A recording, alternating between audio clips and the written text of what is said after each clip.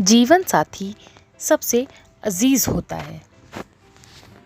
College में happy married life पर एक कार्यक्रम हो रहा था जिसमें कुछ शादीशुदा जोड़े हिस्सा ले रहे थे। जिस समय प्रोफेसर मंच पर आए, उन्होंने नोट किया कि सभी पति पत्नी शादी पर जोक कर हंस रहे थे।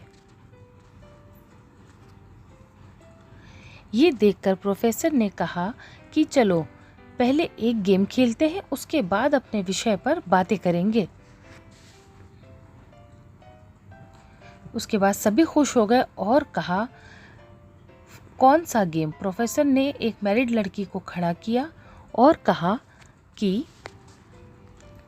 तुम ब्लैक बोर्ड पर ऐसे 25 से 30 लोगों के नाम लिखो जो तुम्हें सबसे अधिक प्यारे हों, यानी कि जो तुम्हें सबसे ज़्यादा अच्छे लगते हो। लड़की ने पहले तो कुछ लोगों के नाम लिखे, फिर अपने सगे संबंधी, दोस्तों, पड़ोसी और सहकर्मियों के नाम लिख दिए। अब प्रोफेसर ने उनमें से कोई भी कम पसंद वाले 5 नाम मिटाने को कहा।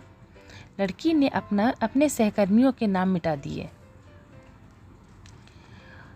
उसके बाद प्रोफेसर ने 5 नाम मिटाने को कहा। लड़की ने थोड़ा सोचकर अपने पड़ोसियों के नाम मिटा दिए। अब प्रोफेसर ने और 10 नाम मिटाने को कहा। लड़की ने अपने सगे संबंधी और दोस्तों के नाम मिटा दिए।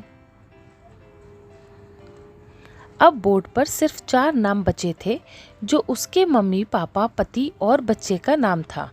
अब प्रोफेसर ने कहा, इसमें से और 2 नाम मिटा दो। लड़की असमंजस में पड़ गई। बहुत सोचने के बाद, बहुत दुखी होते हुए उसने अपने मम्मी पापा का नाम मिटा दिया।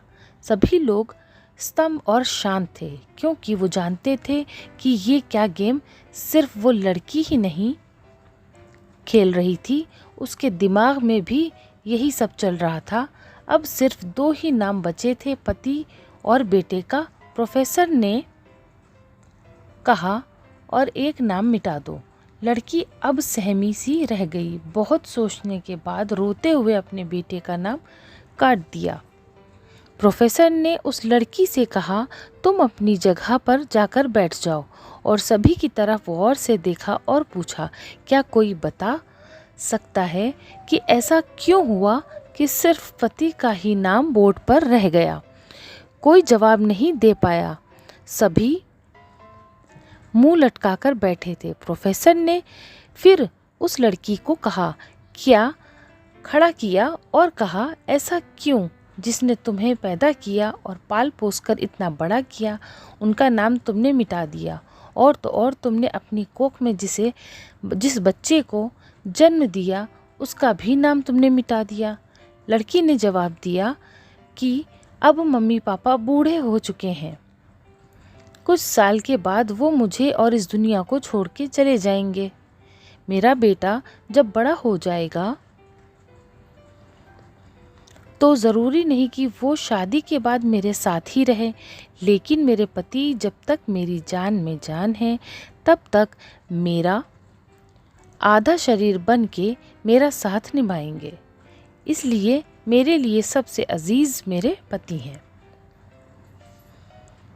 प्रोफेसर और बाकी स्टूडेंट ने तालियों की गूंज से लड़की को सलामी दी। प्रोफेसर ने कहा, तुमने बिल्कुल सही कहा, और तुम और सभी के बिना रह सकती हो, पर अपने आधे अंग अर्थात अपने पति के बिना नहीं रह सकती।